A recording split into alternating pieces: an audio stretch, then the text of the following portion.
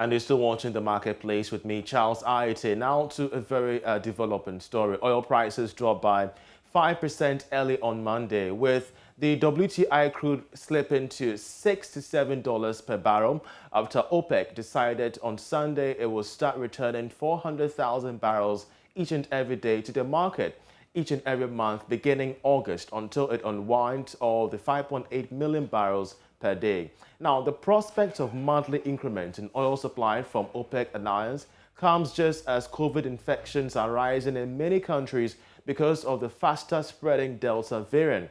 Concerns over potential hiccups in global oil demand recovery amid rising supply from OPEC and its Russia-led non-OPEC partners have dragged oil prices down tremendously. And for consumers of the petroleum products, this move by the Organization of Oil-Producing Countries can be described as amazing. Now, this is because of the impact it could have on the prices of petroleum products at the pumps here in Ghana.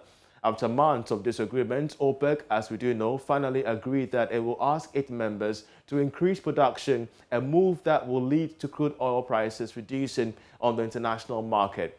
Now, the issue is that if Ghana cedi is able to firmly stabilize against the dollar, then consumers in Ghana should be assured that going forward pricing will be declining at the pumps. Now, this will also go a long way to reduce the cost of living and cost of operations for businesses as well. There should have been some 2% increase in the prices of petroleum products in Ghana over the past 4 weeks. However, it appears that the various big players decided to absorb the expected increase in price, and it remains unclear whether or not oil marketing firms will indeed comply and start reducing the prices. But to put all of this into perspective, we have Vazium, a petroleum expert, Suleiman, to help us, Yusuf Suleiman, to help us understand the matters as they unfold. We're so grateful that you join us. So what exactly does this mean to petroleum consumers here in Ghana? Yeah, thank you very much, Charles, and good afternoon to your cherished viewers in Ghana and across the globe. Yeah, indeed, it means a lot. I'll just put it straight. It's good news, to all petroleum consumers. And I think not only consumers, and I think the producers themselves is good news to them. And I'll explain why. I'll explain to you why very soon.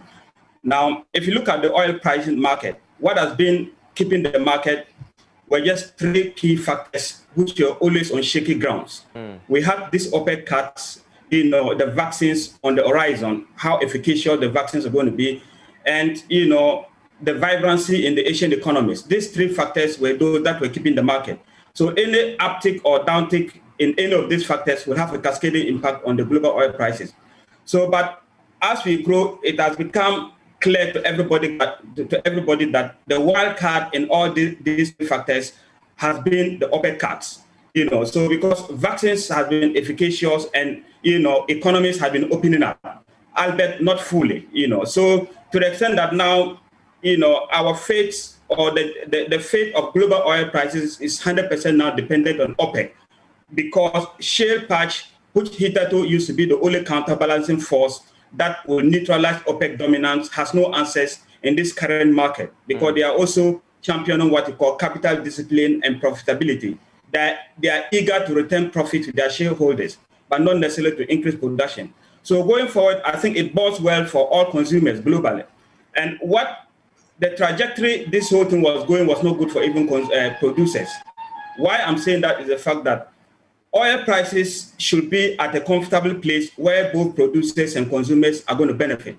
But where the trajectory was going, I think it was tilting to the, to the very big disadvantage of consumers, or what they call those demand crude oil. And if you remember, China and India, they started to complain, and actually their consumption started to reduce. And if China consumption is reducing, it means that's not also good for the producers. So automatically, naturally, the market forces will have caved in, because generally the total consumption hadn't increased due to, because to the point of pre-COVID era. So coming down to Ghana, 3 things are accountable for oil prices, and we all know that. One is the international market, which we don't have control over. The other one is the taxes, and the other one is the exchange rate. So you were on point when you mentioned that provided the exchange rate becomes stable or maintain this current trajectory, relatively stable, then we should be expecting some downward trends in petroleum products at the pump. other than that, if exchange rates are not stable and even crude oil prices are dropping, we still, one way or the other, we may not see benefit. So what I foresee is, if this maintains and OPEC keeps these cuts at this point and reduce it and maintain it below 70, definitely we're going to see some downward trends and at our pumps. But what I suspect is that our marketers will act like wait and see. Because like I mentioned for my initial submission, this market is highly volatile. Charles, we've never seen a market situation in this era that we are. The COVID era market situation in the global oil prices is one of the most volatile that we can ever get. Crude oil prices jumping up and down within 1 day or 2 days, it is not what the market needs. However, I think this is good news for the global economy as a whole. Oil prices at $80 is not good for the global economy at this moment, and Ghana is not an exception. So going forward, if this maintains at 70 or below, right now, Brent has moved gradually to 70, and I suspect OPEC will try to keep it there. It is good for them as well. Otherwise, demand will reduce, and it will impact them all. So definitely it will impact our pumps. Yes, even if you make this analysis on the geopolitical side of the globe, here in Ghana, once again, we're having these issues about the OMCs and whether or not they would also further reduce the prices down, even bringing up much more concerns about this cartel-based pricing under the OMCs and their distributions as well. How do we trickle down the effects from the geopolitical side of what's happening around the world to the consumer-based preferences here in Ghana? Charles, this is an excellent question. Why I'm saying that, because the geopolitical side is something that nobody has control over. I'm talking about the crude oil prices. So it's always good for us to have a backup in the sense that we have to have, something that will cushion us at any point in time. But going forward with respect to these prices, I think the onus will lie on NPA, because what we normally notice is the fact that there's a little bit of inertia, and I think you attest to that.